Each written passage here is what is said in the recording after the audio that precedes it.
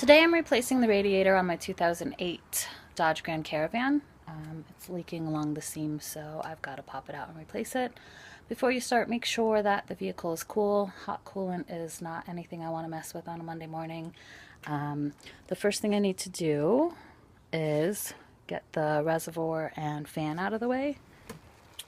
The reservoir is pretty easy. It just slides up.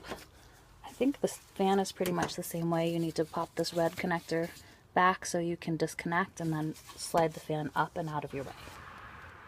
So the reservoir just has these 3 tabs that correspond with these 3 holes in the fan. If you slide it up, it'll come out of the way, disconnect the hose from the actual radiator, and then we can pop the fan out. So the fan actually has 2 connectors. You want to disconnect both, and then it's got a couple clips that connect the harness to the fan. You can use a pair of dikes to pop those out of your way. To release the upper slider clips on the fan, you just have to press this tab in. There's like a little lock, and then you can slide it up out of your way. Next, we're going to drain the coolant. To do that, you can just use a flathead screwdriver to loosen the petcock. If I was doing a job where I was draining the coolant and not replacing the radiator, I would just pull the lower hose off to drain it, because these little drain things get old and brittle and snap off. So sometimes you use the petcock to drain the coolant and you end up having to replace the radiator anyways. But today we're replacing it, so we're going to use it. Next, we need to loosen the upper and lower radiator hoses. I like to use these extended hose clamp pliers because they're easy to get into hard to reach places. So do the upper one, get down, loosen that lower one. Then we need to take this 10mm bolt out right here, and then these 2 10s on the top, and we should be ready to pull the radiator. Okay, so easier said than done. The front of the radiator has these clips that slide into the tranny cooler, these slider clips. So we need to take apart more stuff before I can get the radiator out.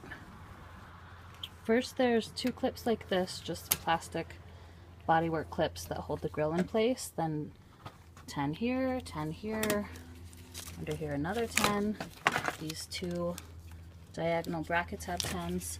Once you get all of those out of your way, you can slide this entire guy out of your way, hopefully have more room to work. I used a long pair of needle nose pliers through the grill to squeeze this clip here so that I can separate the radiator from the tranny cooler and hopefully sneak it out of the way.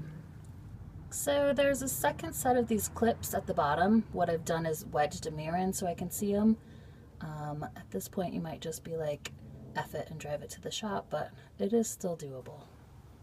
Before you go to put your new radiator in, make sure you swap over the hard way, like these little trim pieces. This guy at the top you're going to need. You just don't want to get it back together and realize you forgot to swap something from the old piece. Make sure when you get the radiator back in place, you've got the tranny cooler clipped on the way it's supposed to go, all hoses routed correctly. When you put this piece back on, I start all of the bolts before I tighten anything down. That way I'm not fighting myself or cross-threading anything. I also like to put a little bit of Sil Glide or oil or something to ease putting the hoses back on, so I'm not fighting that. Once you get the hoses back on, the radiator back in place, then you can fill up your coolant. If you don't have a vacuum filler, then I just fill it to the top. Start the car, warm it up to operating temp, let it cool down, and double check for burps.